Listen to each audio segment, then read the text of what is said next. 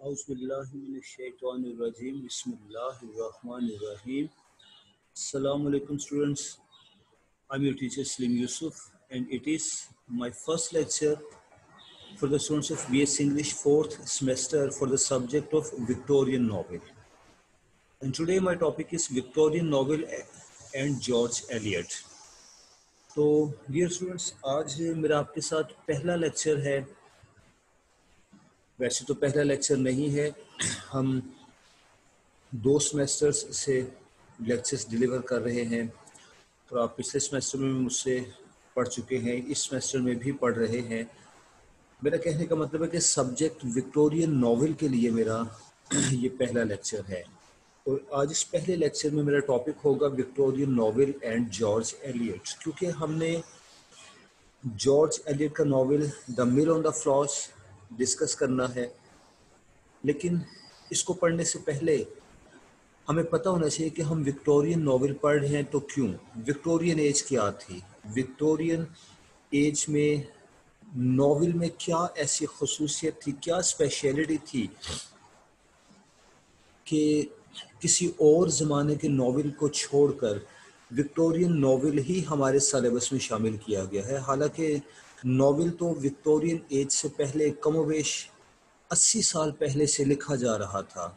मैं अंदाज़न तकरीबन वाली बात कर रहा हूँ क्योंकि 17th सेंचुरी में नॉवेल का वजूद मौजूद था और उस ज़माने में चंद एक अज़ीमुशान नॉवेल्स लिखे गए. लेकिन विक्टोरियन एज और फिर विक्टोरियन नॉवेल को सिलेक्ट किया गया, इसकी कोई रीज़न होगी, कोई वजह होगी. तो आज हम इसी रीज़न को, इसी वजह को पढ़ेंगे. तो आइए आज का अपना चैप्टर शुरू करते हैं, लेक्चर शुरू करते हैं और हम देखते हैं कि विक्टोरियन एज क्या थी, उस दौर के तौर तरीके क्या थे, उस दौर के नॉवेल की क्या स्पेशलिटी थी, ताकि हमें विक्टोरियन नॉवेल की समझ आए. जब हम जॉर्ज एलियट का मिल ऑन द फ्लॉस पढ़ें, इसके बाद जब हमने टेस्ट पढ़ना है, ये दूसरे नॉवेल का नाम है, तो हमें समझ आ सके.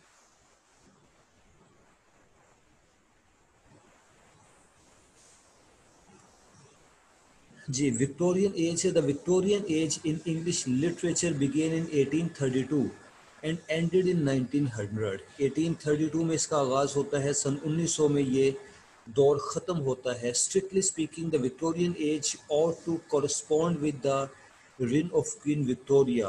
हकीकत तो ये है कि इसको मलिका विक्टोरिया के दौर से मुताबिकत रखने वाला दौर होना चाहिए था, विच एक्सटेंडेड फ्रॉम 1837 टू 1900, जो कि 1837 से 1900 तक है. Yet literary movements rarely correspond with the exact year of royal accession और death. लेकिन लिटरेचर का दौर शाही ख़ानदान के शाही ख़ानदान के अरूज और उनकी अमवाद यानी अरूज व ज़वाल से ताल्लुक़ नहीं रखता. इन 4 लाइंस को मैं एक्सप्लेन कर रहा हूँ, ये बड़ी अहम लाइंस हैं. कहा गया कि 1832 में विक्टोरियन एज का आगाज़ होता है. विक्टोरियन एज क्या थी? इनफैक्ट 1837 में एक खातून जिसका नाम था विक्टोरिया, वो इंग्लैंड की मलिका बनी. इंग्लैंड का इक़्तिदार उसके हाथों में आया, क्वीन विक्टोरिया उसको कहा गया. इसका दौर एक तवील दौर था, 1837 से लेकर 1900 तक, तकरीबन 63 ईयर्स, 63 साल की इसकी हुक्मरानी थी. It was an exceptionally long period, गैर मामूली हद तक तवील दौर था ये. इस मलिका के दौरे हुकूमत में जिस तरह का लिटरेचर प्रोड्यूस हुआ, जिस तरह की शायरी, नॉवेल और बाकी लिटरेरी असनाफ तख्लीक की गई, उस सारे को विक्टोरियन लिटरेचर का नाम दिया गया. ये सारा ज़माना विक्टोरियन एज कहलाया. हकीकत यह है कि लिटरेचर के ज़माने किसी बादशाह के तख्त नशीन होने से शुरू नहीं होते, किसी बादशाह की मौत पर ख़त्म नहीं होते. लिटरेचर के अपने ट्रेंड्स हैं. इत्तफाक की यह बात है कि इस दौर को विक्टोरियन एज कहा जाता है कि जब तक मलिका विक्टोरिया इक़्तिदार में रही, उस सारे ज़माने को विक्टोरियन एज कहा गया. जब वो वफ़ात पा गई, उसके साथ ही उसका विक्टोरियन एज भी ख़त्म हो गया. لٹریچر کے ایجز، لٹریچر کے زمانے ٹرینڈز کے مطابق چلتے ہیں. اس کی مثال جو کہ اگلی لائنز میں آنے والی ہے، میں ویسے ہی بیان کر رہا ہوں، اس کو انشاءاللہ پڑھیں گے بھی. ہم رومانٹک ایج کی بات کر لیتے ہیں. رومانٹک ایج ایک خاص دور تھا انگلش لٹریچر میں. انگلش لٹریچر کی تاریخ میں ایک دور تھا جب ولیم ورڈزورتھ، جان کیٹس، شیلی جیسے عظیم الشان شاعر زندہ تھے، اتفاق سے ایک ہی زمانے میں ایک ہی ملک میں زندہ تھے، اور ان سب کی شاعری کا موڈ، ان کا سٹائل بھی ایک جیسا تھا. اس چیز کو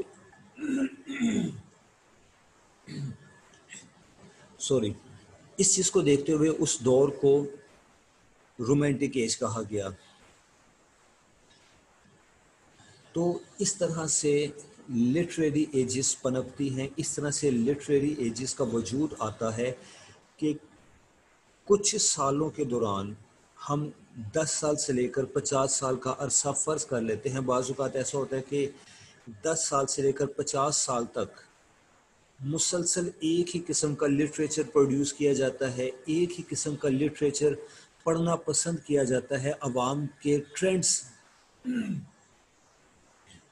لٹریچر سے متعلق عوام کے ٹرینڈز ایک خاص لائن پر چل رہے ہوتے ہیں، اور اس طرح سے لٹریری ایجز کا وجود بنتا ہے. میرا خیال اس ٹاپک کی وضاحت اتنی بہت ہے. اب نیکسٹ آتے ہیں.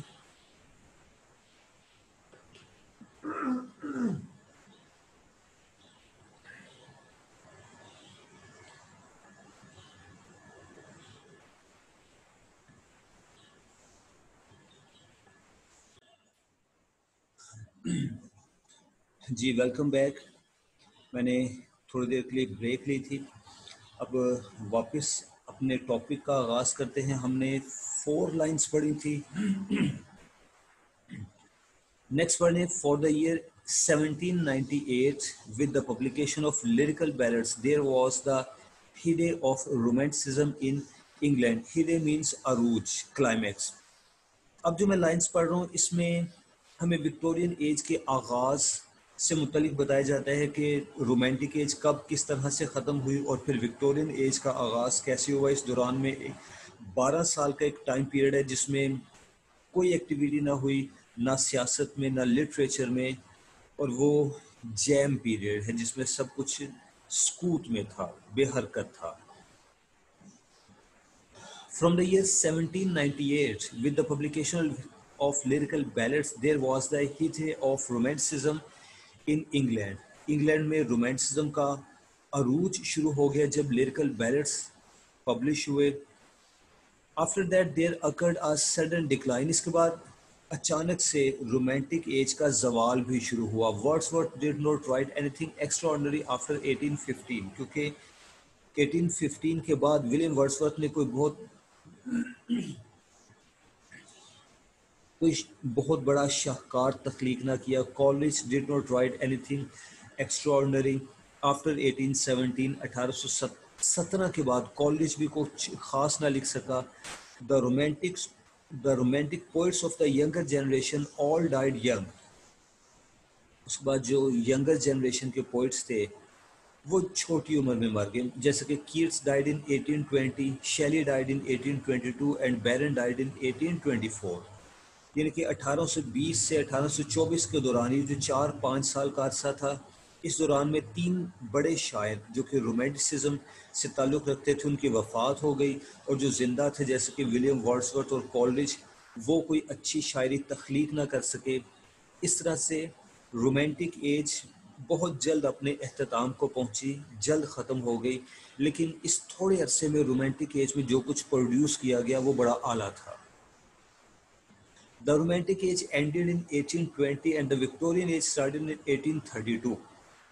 اب یہ پوائنٹ بڑا اہم ہے کہ 1820 میں رومانٹک ایج تو ختم ہو چکی تھی لیکن وکٹورین ایج کا آغاز 1832 میں ہوتا ہے.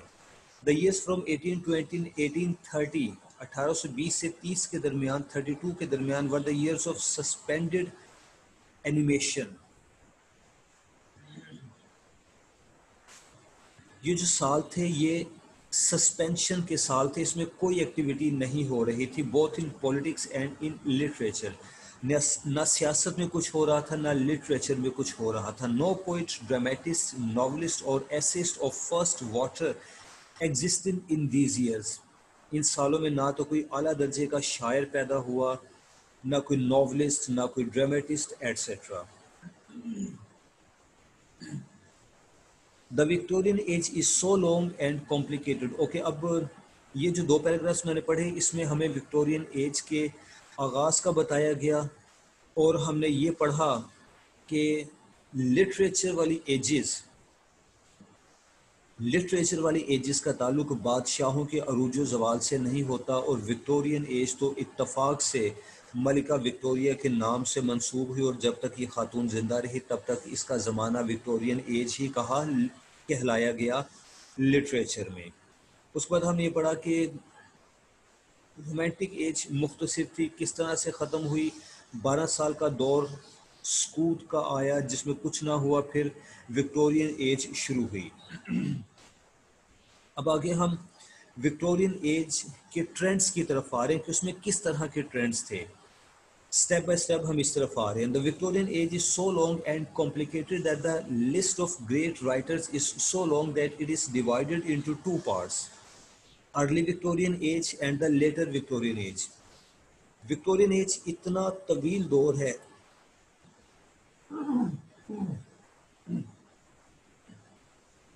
63 سال کا ایک زمانہ ہے, اتنا طویل دور ہے کہ اس میں جتنے بھی رائٹرز پیدا ہوئے, پوئٹس, ناولسٹ, ایسسٹ جو بھی تھے, ان ساروں کو کرونالوجیکلی مینیج کرنا مشکل تھا. لہٰذا وکٹورین ایج کو 2 حصوں میں ڈیوائیڈ کیا گیا ہے. ایک کو ارلی وکٹورین ایج کہا جاتا ہے, دوسری حصے کو لیٹر وکٹورین ایج کہا جاتا ہے. Early Victorian age and the later Victorian age. The early Victorian age was the period of the supremacy of the middle class. Early Victorian age میں middle class اپنے عروج پر تھی. Free trade, آزاد تجارت کا دور تھا, and unrestricted competition, مقابلہ زبردست تھا تجارت کی فیلڈ میں. تو مڈل کلاس کے عروج کی بات اس لیے کی گئی کیونکہ اس سے پہلے ہم نے جو الیگزینڈر پوپ کا زمانہ پڑھا, وہ زمانہ اور اس سے پہلے والا دور, اس میں ایلیٹ کلاس, شاہی خاندان کے افراد ہر طرف چھائے ہوتے تھے. وہی فوکس تھے لٹریچر کا, وہی فوکس تھے باقی تمام تر معاملات کا.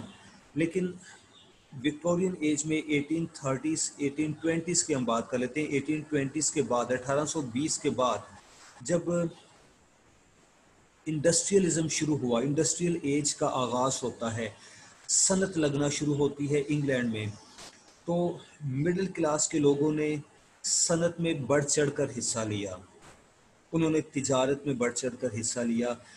جو لوگ صنعتیں لگا رہے تھے, جو لوگ ان صنعتوں میں پیدا ہونے والی پروڈکٹس کو بیچ رہے تھے, خرید رہے تھے, اس کی تجارت کر رہے تھے, وہ مڈل کلاس تھی, درمیانہ طبقہ تھا. اور اس طرح سے مڈل کلاس نہ صرف اپنی تعداد میں آبادی میں بڑھتی جا رہی تھی بلکہ ان کا اثر و رسوخ بڑھنے لگا تھا, ان کے پاس دولت بڑھتی جا رہی تھی.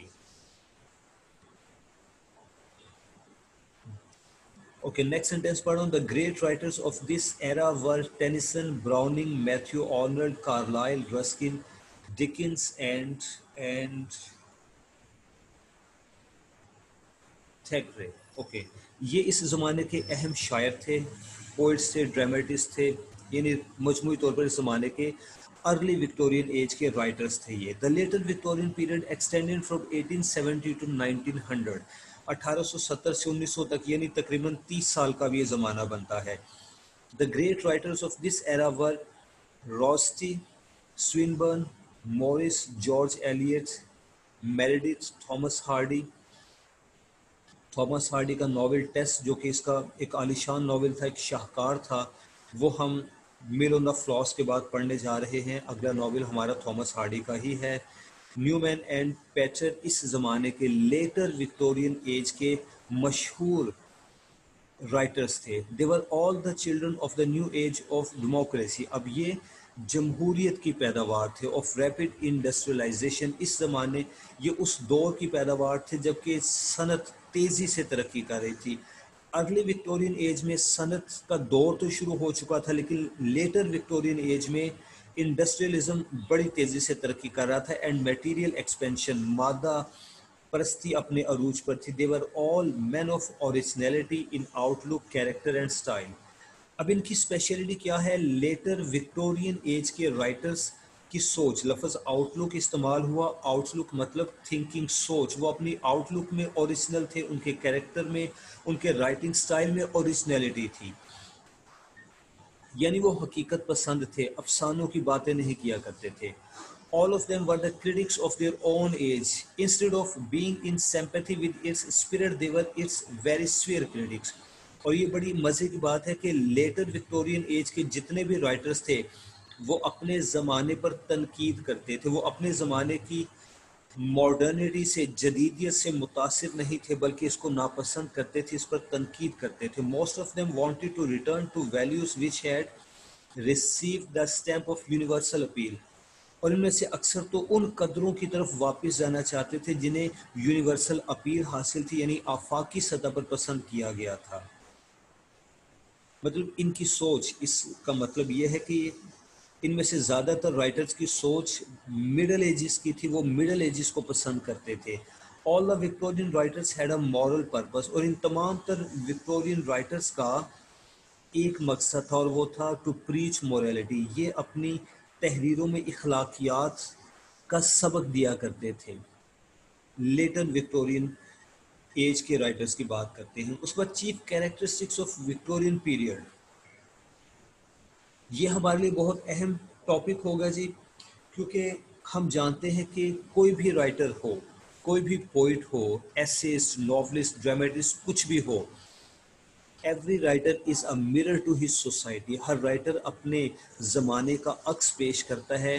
ہر رائٹر اپنے زمانے کے، اپنے ارد گرد کے حالات سے متاثر ہو کر لکھتا ہے، اپنے ارد گرد کے حالات کی عکاسی کرتا ہے. تو اب اگر ہم وکٹورین ناول پڑھنے جا رہے ہیں تو وکٹورین ایج کے کیریکٹرسٹکس کا ہمیں پتہ ہونا چاہیے. اگر ہمیں یہ پتہ ہوگا وکٹورین ایج میں کیا انداز تھے لوگوں کے، ان کا طرز زندگی کیا تھا، ان کے رولز اینڈ ریگولیشنز کیا تھے، ان کی سوچ، ان کی معاشرت کیا تھی، تو پھر ہمیں ناولز کو پڑھنے میں بڑی آسانی ہوگی. تو آئیے اس پیراگراف کو اسٹڈی کرتے ہیں.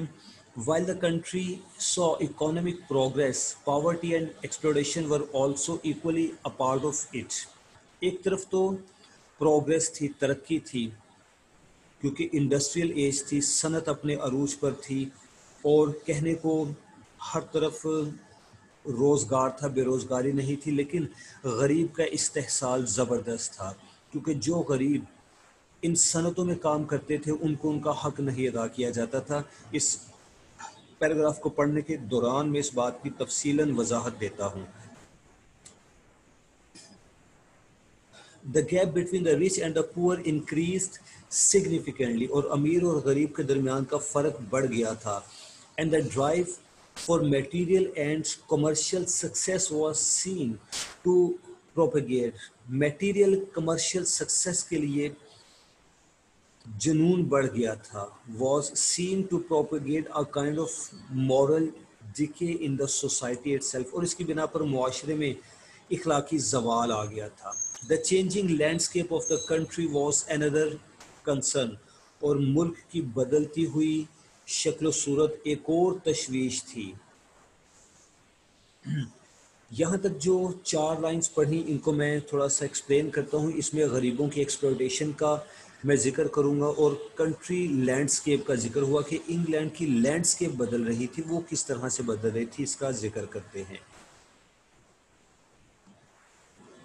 وکٹورین ایج کی ایک نیگیٹیوٹی یہ ہے، منفی بات ہے، غلط بات ہے کہ وکٹورین ایج میں چونکہ انڈسٹریلائزیشن اپنے عروج پر تھی، صنعت لگ رہی تھی تیزی سے، شہروں کی آبادی بڑھ رہی تھی، کیونکہ گاؤں سے لوگ ہجرت کر کے شہروں میں آ رہے تھے اس امید پر کہ انہیں فیکٹریوں میں ملازمت ملے گی اور ان کے حالات بدل جائیں گے، ان کو روزگار ملے گا، ان کے بچے اچھی تعلیم حاصل کریں گے، اچھا کھائیں گے، اچھی جگہ پر رہیں گے.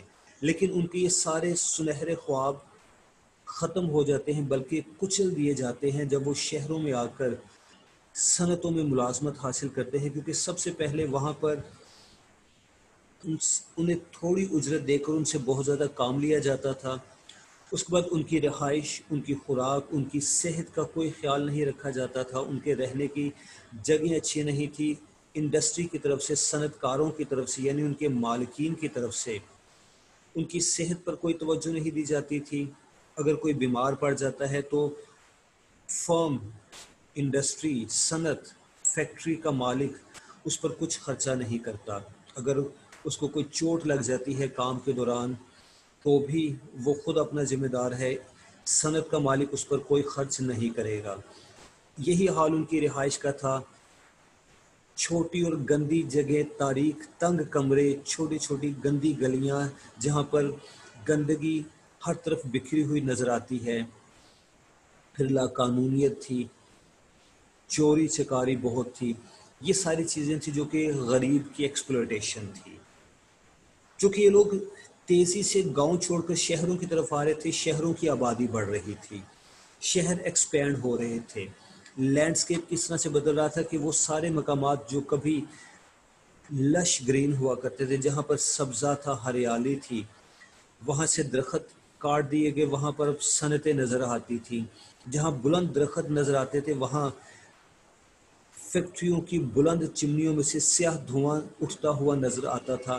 جہاں ٹھنڈی ہوا تھی وہاں اب بدبو والی ہوا چلتی تھی، دھواں تھا، بدبو تھی، صنعتوں کی آلودگی تھی. اور یہ اس انگلینڈ کا چینجنگ لینڈسکیپ تھا. اس کے علاوہ لینڈسکیپ میں ایک اور چیز آ جاتی ہے کہ انگلینڈ ایکسپینڈ ہو رہا تھا.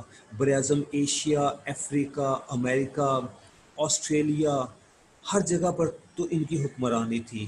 کم و بیش دنیا کے 4 بڑے بر اعظموں پر ان کی حکمرانی تھی. تو یہ ان پہلی 4 لائنز کا تبصرہ ہے. While the earlier phase of Romanticism saw a celebration of the countryside and the rich landscape of the flora and fauna, the Victorian era saw industries and factories. اس بات کی وضاحت اوپر آ چکی ہے کہ رومانٹک ایج کے شاعروں نے تو کنٹری سائڈ یعنی گاؤں کے، قصبوں کے مناظر کی تعریف کی تھی، جہاں پر ہر طرف ہریالی ہے، سبزہ ہے، کھلے ہوئے پھول ہیں، آبشاریں ہیں. جبکہ وکٹورین ایج میں انہیں ہر طرف صنعت نظر آتی ہے، انڈسٹری نظر آتی ہے، فیکٹریوں کا دھواں دکھائی دیتا ہے. while the poor were exploited for their labor، اور غریبوں کو ایکسپلوئٹ کیا جاتا تھا. the period witnessed the rise of the middle class due to increasing trade between Britain and its colonies and the Reform Bill of 1832.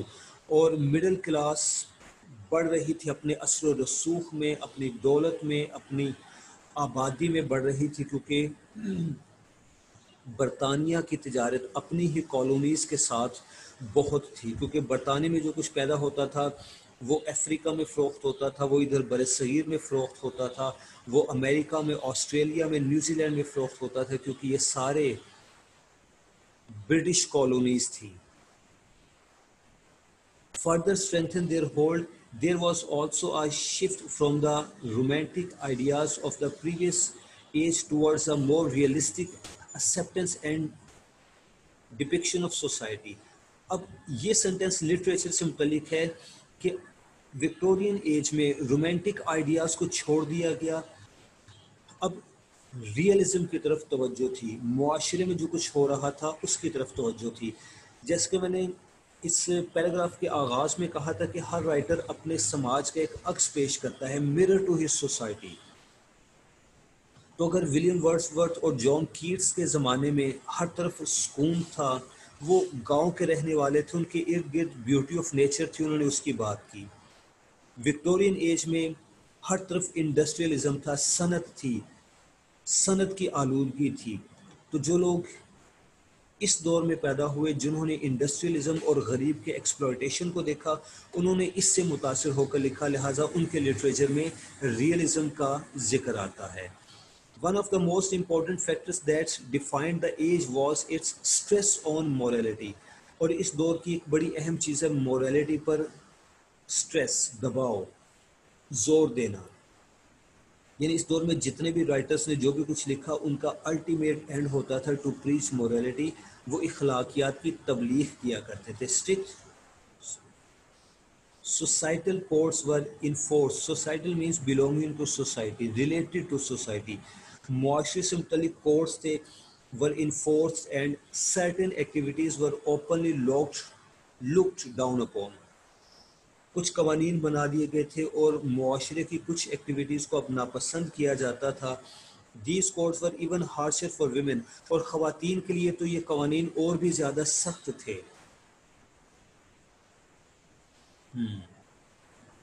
A feminine code of conduct was levied on them which described every aspect of their being from the proper appearance to how to converse. Everything had rules. اور کہا گیا کہ جب معاشرے کے لیے سماجی زندگی کے لیے رولز اینڈ ریگولیشنز بنائے گئے, قوانین بنائے گئے, تو خواتین کے لیے بھی قوانین بنائے گئے. وہ خاص طور پر بڑے سخت قوانین تھے. خواتین کے لباس سے لے کر ان کی گفتگو اور مختلف فنکشنز میں ان کی شرکت, سب چیزوں سے متعلق قوانین بنا کر ان کو ریسٹرکٹ کر دیا گیا تھا, ان پر پابندیاں لگا دی گئی تھی. The role of women was mostly that of being angels of the house. اب خواتین کی حیثیت یہ تھی کہ وہ گھر تک محدود ہو کر رہ گئی تھی. And restricted to domestic confines, اور وہ گھریلو کام کاج کے لیے ہی مخصوص تھی. Professionally very few options were available to them. اور اگر پروفیشن کی بات کی جائے, کوئی پیشہ اپنانے کی بات کی جائے, تو بہت کم آپشنز ان کے پاس تھی. As a woman they could either become a governess or a teacher in rich household. تو وہ گورنس بن سکتی تھی, کوئی ٹیچر بن سکتی تھی, وہ بھی امیر گھرانوں میں. اور یہ جابس, دو طرح کی جابس, گورنس یا ٹیچر, کتنی ہوتی ہوں گی؟ بہت کم. ہینس اس طرح سے they were financially dependent on their husbands and fathers. اس طرح سے وہ اپنے خامد پر بڑا انحصار کرتی تھی, اپنے والد پر, اپنے بھائیوں پر بڑا انحصار کرتی تھی. And its lead to a commercialization of the institution of marriage. اور اس کی بنا پر شادی خواتین کے لیے ایک کمرشل عمل بن چکا تھا. ہر خاتون کی یہ کوشش ہوتی تھی کہ وہ کسی امیر مرد سے شادی کر لے تاکہ اس کا مستقبل سیکیور ہو جائے. اب یہ جو آخری سنٹینس ہے, میں اس کی تھوڑی سی وضاحت کر رہا ہوں. یہ اس دور کا ایک بہت بڑا المیہ تھا خواتین کے لیے, نہ صرف وکٹورین ایج میں بلکہ اس سے پہلے رومانٹک ایج میں بھی یہی سچویشنز تھی. صورتحال کچھ اس طرح سے تھی کہ یورپ کے قوانین کے مطابق عورت کو نہ تو تعلیم حاصل کرنے کا حق تھا, نہ وہ تجارت کر سکتی تھی, اور نہ ہی اس کو باپ کی وراثت میں کوئی حصہ ملتا تھا باپ کی وفات کے بعد. حالات یہاں تک خراب تھے کہ باپ کی وفات کے بعد ساری جائیداد بھائی کے نام ہو جاتی تھی. اگر بھائی نہیں ہے تو قریبی رشتہ دار کزن کو ٹرانسفر کر دی جاتی تھی. سکی بیٹی اپنے باپ کی جائیداد میں سے ایک پیسہ نہیں لے سکتی تھی. یہ عجب سا جنگل کا قانون تھا. رومانٹک ایج میں بھی یہی حالات تھے. اب خواتین کے پاس نہ تعلیم تھی, نہ وہ کوئی کاروبار کر سکتی تھی, نہ وہ ملازمت کر سکتی تھی, نہ ان کو باپ کی وراثت میں کچھ حصہ ملتا تھا. مطلب ان کی حیثیت تو بھیڑ بکریوں جیسی تھی. تو ان حالات میں اب ایک ہی چارہ رہ جاتا تھا ہر لڑکی کی, اور ہر لڑکی کی ماں کی یہ خواہش ہوتی تھی, بلکہ کوشش ہوتی تھی کہ انہیں ایک ایسا مرد مل جائے جو کہ امیر ہو, صاحب حیثیت ہو, اور اس لڑکی کی شادی اس سے ہو جائے تاکہ اس کا مستقبل سیکیور ہو جائے. یہ حالات وکٹورین ایج میں بھی جاری تھے, اور ان حالات میں عورتوں کے لیے اب یہی ایک سچویشن رہ جاتی تھی. اگر آپ نے اس سچویشن سے متعلق پڑھنا ہو, جو کہ آخری 2 لائنز میں نے بتائی ہیں, لاسٹ لائن میں جو میں نے الفاظ کہے, commercialization of the institute of marriage, تو اس سے متعلق جین آسٹن کا ایک ناول ہے پرائڈ اینڈ پریجوڈس. نام یاد رکھیے گا, pride and prejudice. Jane Austen کا لکھا ہوا یہ ناول ہے. جین آسٹن رومانٹک ایج کی ناولسٹ ہے, اس کا تعلق وکٹورین ایج سے نہیں ہے, وہ رومانٹک ایج سے تعلق رکھتی تھی. But she was not the least romantic in Hare style. اپنے اسٹائل میں وہ رومانٹک نہیں تھی, وہ ریئلسٹ تھی, بالکل حقیقت پسند تھی. تو اینی وے جین آسٹن کا ناول پرائڈ اینڈ پریجوڈس اگر کبھی آپ کو پڑھنے کا موقع ملے تو ضرور پڑھیے گا، کیونکہ ایک تو وہ عورت نے لکھا ہے، Jane Austen was a female, اور وہ ٹوٹلی خواتین کے اس میرج کے معاملے سے متعلق ہے، بلکہ اس پرابلم سے متعلق ہے، میرج پرابلم سے متعلق ہے، ایک عورت کے پرسپیکٹو سے، ایک عورت کے نقطۂ نظر سے لکھا گیا ہے۔ تو آپ اگر اس کو پڑھتے ہیں تو بہت پسند آئے گا۔ یوٹیوب پر اس کے یہ مختلف ایپیسوڈز کی صورت میں، ڈرامہ کی صورت میں آپ کو ملے گا، ایک فل لینتھ مووی نہیں ملے گی آپ کو اس کی۔ اوکے نیکسٹ آتے ہیں جی، ہم نے وکٹورین ایج کا انٹروڈکشن حاصل کیا، اس دور کی کیریکٹرسٹکس کو دیکھا۔ اب اس کے آگے وکٹورین ناول کا ذکر آ جاتا ہے جی، چونکہ ہم نے وکٹورین ناول ہی پڑھنا ہے تو آئیے دیکھتے ہیں کہ وکٹورین ناول میں آخر کون سی ایسی بات تھی کہ وکٹورین ناول کو ہمارے لیے سلیکٹ کیا گیا کہ جی آپ نے وکٹورین ناول پڑھنا ہے۔ In the early Victorian period, novel made a rapid progress۔ کہا گیا کہ ارلی وکٹورین ایج میں ناول نے بڑی تیزی سے ترقی کی۔ Novel reading was one of the chief hobbies of the educated class and material had to be found for every taste۔ Educated class کا، پڑھے لکھے لوگوں کا، جس میں مڈل کلاس شامل ہے، ان کی ہابی تھی ناول پڑھنا۔ اب چونکہ ناول پڑھنا ایک فیشن تھا اس زمانے میں، تو ناولسٹ نے ہر ٹیسٹ کے لوگوں کے لیے، ہر ذوق کے لوگوں کے لیے میٹیریل تلاش کیا، ہر طرح کا ناول لکھا۔ The result was that the scope of novel was considerably in large. Novel کا اسکوپ بہت بڑھ گیا۔ Victorian novel entertained the rising middle class and depicted the contemporary life in a changing society۔ Victorian novel کا main focus کیا تھا؟ Middle class کے لوگوں کو انٹرٹینمنٹ فراہم کرنا اور معاشرے کی مسلسل بدلتی ہوئی شکل و صورت کو پیش کرنا۔ اب ان 4 لائنز کو پڑھنے کے بعد میں ذرا وکٹورین ناول پر تھوڑا سا تبصرہ کر دوں تاکہ بات آپ کی سمجھ میں آ جائے۔ ایسے کہ وکٹورین ایج میں چونکہ مڈل کلاس تیزی سے ترقی کر رہی تھی، پڑھے لکھے لوگ تعداد میں بڑھتے چلے جا رہے تھے۔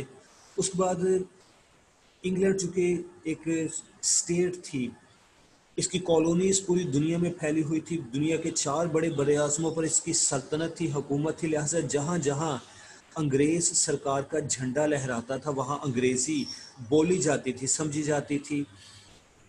اس طرح سے ناول پڑھنے والا طبقہ بہت بڑھ گیا تھا، پوری دنیا میں انگلش ناول پڑھا جاتا تھا، سراہا جاتا تھا۔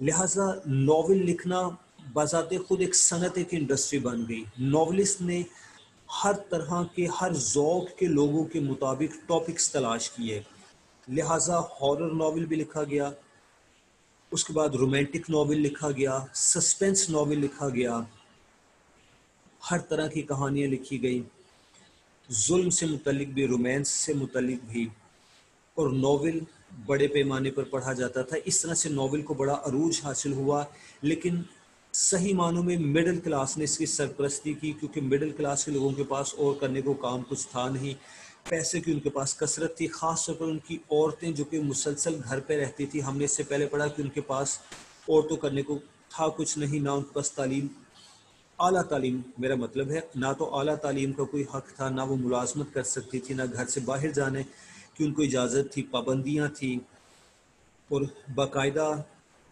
پردے کا نظام تھا ان کے لیے، تو وہ گھر بیٹھ کر ناول ہی پڑھا کرتی تھی۔ اس طرح سے انہوں نے ناول کی بڑی سرپرستی کی، اور یوں وکٹورین ایج میں ناول کو بڑا عروج ملا، حالانکہ حقیقتاً وکٹورین ایج سے کوئی 80 سال یا 100 سال پہلے ناول کا وجود بن چکا تھا۔ وہ ہم اگلی لائنز میں پڑھ رہے ہیں۔ Although the novel had been in development since the 18th century with the works of Daniel Defoe۔ اب یہ رائٹرز کے نام میں کہا گیا کہ جناب 18th century سے ناول ترقی کی منزلیں طے کر رہا تھا، اور اس زمانے کی جو بہترین ناولسٹ ان میں ڈینیل ڈیفوئے، ہینری فیلڈنگ بڑا شاندار ناولسٹ ہے جی، لانسر اسٹرن، سیموئل رچرڈسن نے اپنا ایک ناول پامیلا لکھ کر دنیا کو حیران کر دیا تھا، بڑا کمال کا ناول اس نے لکھا، and the others, but it was in this period that the novel got mass acceptance and readership۔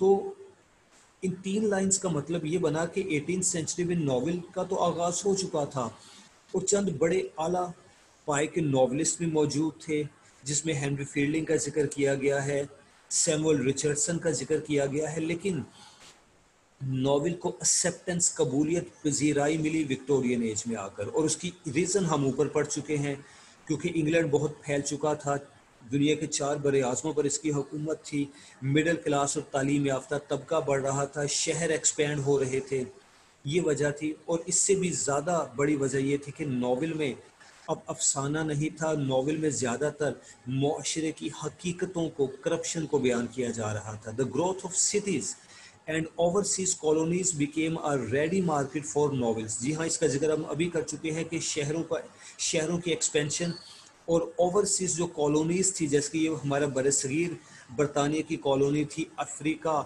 Australia, وہاں پر ناول پڑھا جاتا تھا. An increase in printing and publishing houses also facilitated the growth of the novel as a form.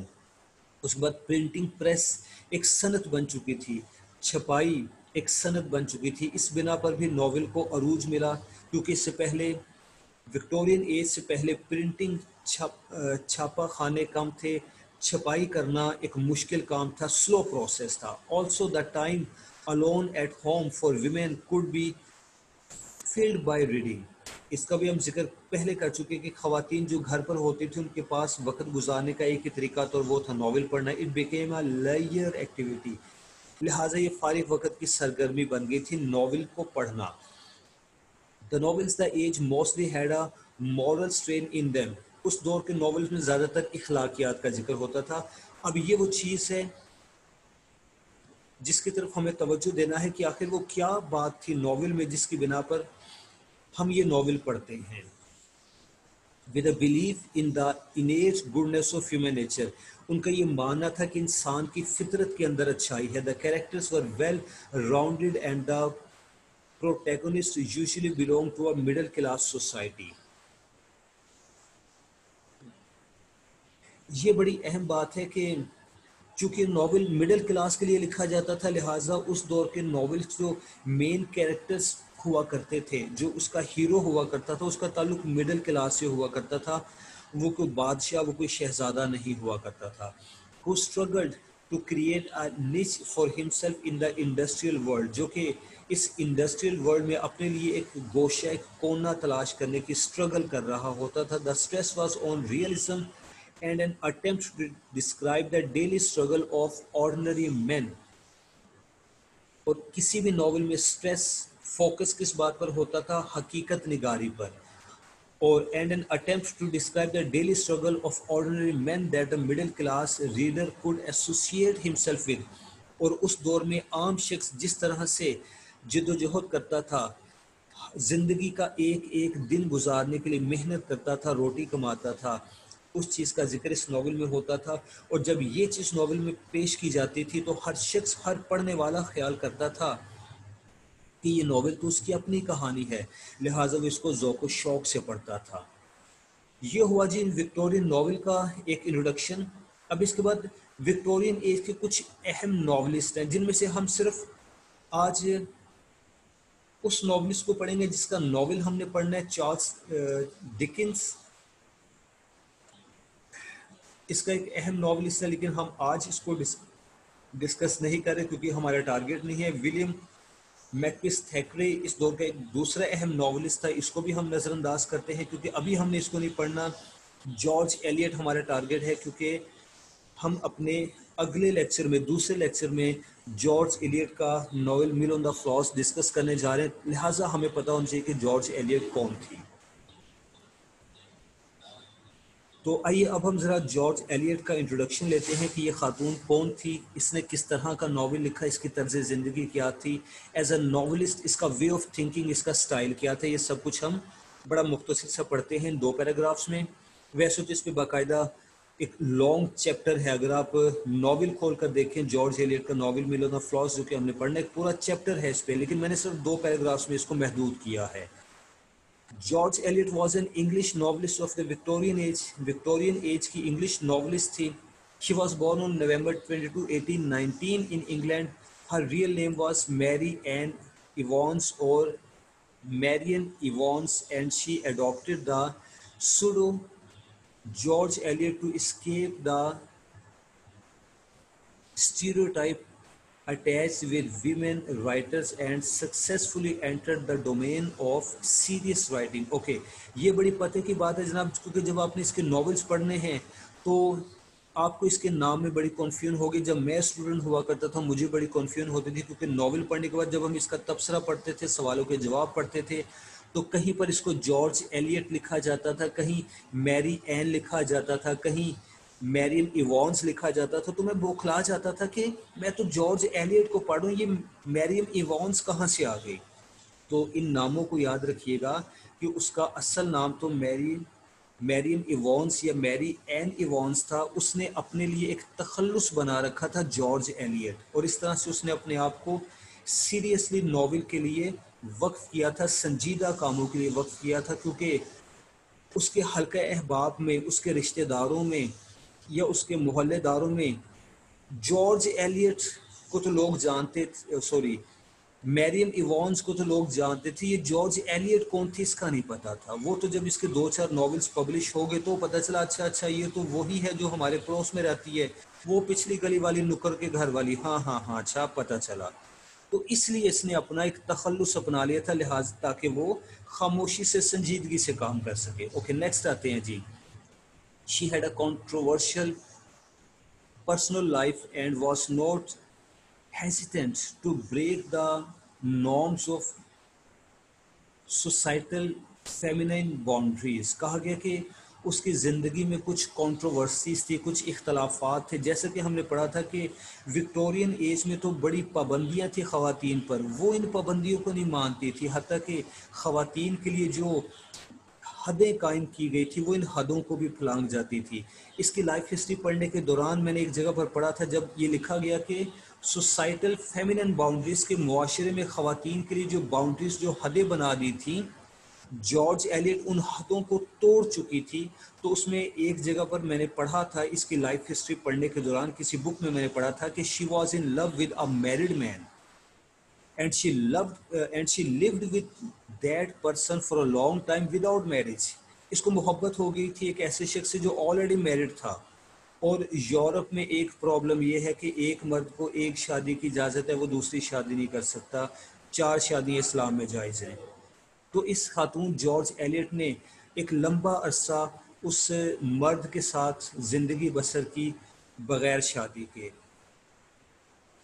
लिहाजा ये जो लिखा गया कि फेमिनिन बाउंड्रीज वो क्रॉस करती थी, तो उसने हकीकतन ये काम किए थे. और हम जब इसके नॉवेल्स पढ़ते हैं जॉर्ज एलियट के, तो इसके नॉवेल के हीरोइंस में जॉर्ज एलियट का अक्स दिखाई देता है. उनकी हरकतें, उनके काम जॉर्ज एलियट की हकीकी ज़िंदगी की हरकतें हैं, जो कि वो अपनी हीरोइंस की सूरत में शो करती है. ये जब हम मिल ऑन द फ्लॉस पढ़ेंगे तो वहाँ भी हम इस चीज़ को पढ़ेंगे.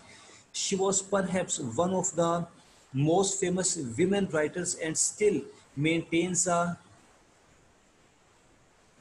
canonical status. कहा गया कि अपने ज़माने की बड़ी मशहूर राइटर थी, अभी भी उसका एक मकाम है अगरचे वो फौत हो चुकी है.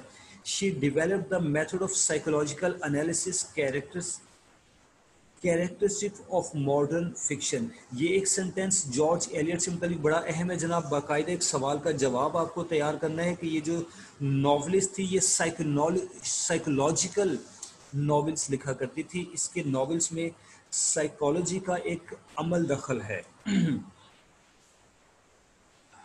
तो इसको हम बाकायदा एक सवाल के जवाब के तौर पर तैयार करने जा रहे हैं. ये बड़ी अहम बात है.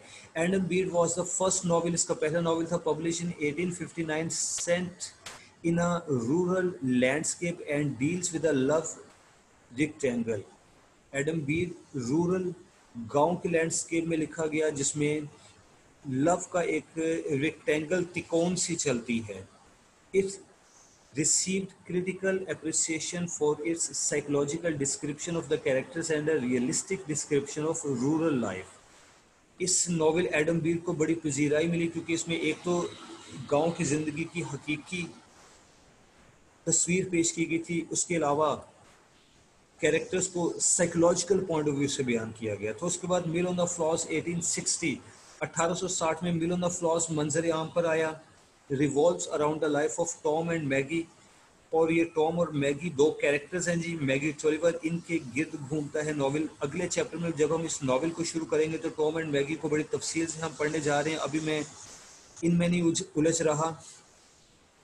And traces their life as they grow up near the river Floss.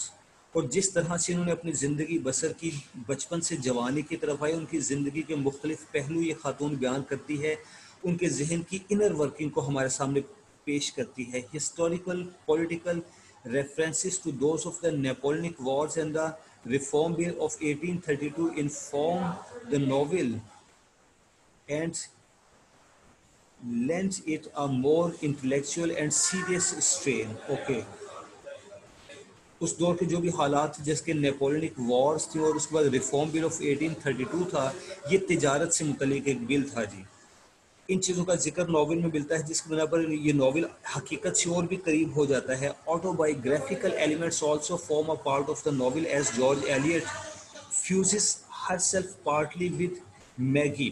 اور کہا گیا کہ اس ناول میں آٹو بایوگرافیکل ایلیمنٹس ملتے ہیں. آٹو بایوگرافی کیا ہوتا ہے جس سوانح زندگی، اپنی زندگی کے حالات خود لکھ دینا. جیسے کہ اس پیراگراف کے شروع میں نے بتایا تھا، نہیں سوری، اوپر والے پیراگراف کو پڑھنے کے دوران میں نے بتایا تھا کہ جارج ایلیٹ کے ناولز کی جتنی بھی ہیروئنس ہیں ان میں ہمیں جارج ایلیٹ کی زندگی کا عکس ملتا ہے، جارج ایلیٹ کی جھلک ملتی ہے. یہ آٹو بایوگرافیکل ایلیمنٹس ہوتے ہیں. اب جب ہم ملن آف فلاس کو پڑھیں گے اور اس کی ہیروئن کا نام ہے جی میگی، میگی کو پڑھیں گے تو اس سے متعلق بہت سی باتیں وہ ہیں جو کہ جارج ایلیٹ کی زندگی کے حقیقی واقعات تھے. The protagonist of the book. Okay, Maggie جو کہ اس کتاب کی، اس ناول کی ہیروئن ہے. آفٹر سائلس مارنر 1861، یہ اس کے باقی کے ناولز کے نام ہیں. Romola 1863، Felix Holt the radical 1866 came Eliot's most popular novel Middlemarch in the year 1871. یہ جو ناول تھا مڈل مارچ، یہ بہت پاپولر ہوا تھا. The novel revolves around the life of complex characters and the reform bill of 1832 subtitled A Study of Provincial Life. The plot is based in the fictitious town of Midlands. The greatest of the novel was because of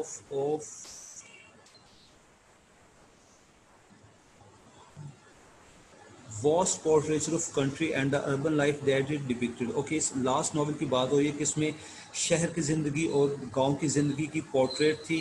it's complex plots and characters and its stark realistic projection of the time its setting. اس آخری ناول میں plot بڑا complex تھا، reality تھی وغیرہ وغیرہ. یہ آخری ناول کی تعریف کی جا رہی ہے. ہمارے اس سے کنسرن نہیں، میں بس ایک سینٹینس پڑھ کے جس کو فنش کر رہا ہوں. The role of education, the women question, politics, social commentary, idealism are other complicated standards of her novels. اوکے، یہ تمام تر ٹاپکس اس کے ناول میں ڈسکس کیے گئے ہیں. تو جناب آج کے اس لیکچر میں کافی طویل لیکچر رہا. یہ میں نے خود اس کو بڑی تفصیل سے بیان کیا ہے. مجھے معلوم ہے کہ ٹائم لیمٹ ہماری ختم ہو گئی ہے، لیکن میں ان ساری چیزوں کو بڑی تفصیل سے بیان کر رہا تھا، آسان اردو میں اس پر تبصرہ بھی کر رہا تھا تاکہ آپ کا بیک گراؤنڈ اسٹرانگ ہو جائے وکٹورین ایج سے متعلق. کیونکہ جب آپ کو پتا ہوگا کہ وکٹورین ایج کیا ہے، وکٹورین ناول کیا ہے، وکٹورین ایج کے ٹرینڈز کیا تھے، تو ناول پڑھنے میں مزہ آئے گا، ناول کی سمجھ آئے گی، سوالوں کے جواب بڑی آسانی سے تیار ہوں گے کیونکہ آپ کو ہر بات کا پہلے سے علم ہے. تو آج میں اپنا یہ پہلا لیکچر یہاں پہ سٹاپ کر رہا ہوں. کل اگلے لیکچر میں انشاءاللہ ہم ملن آف فلاس کی سمری پڑھیں گے. اس کے جو امپورٹنٹ کیریکٹر ہے میگی ٹولیور، اس کا ذکر کریں گے. تو اگلے لیکچر تک کے لیے اپنے ٹیچر کو اجازت دیجیے. اللہ حافظ.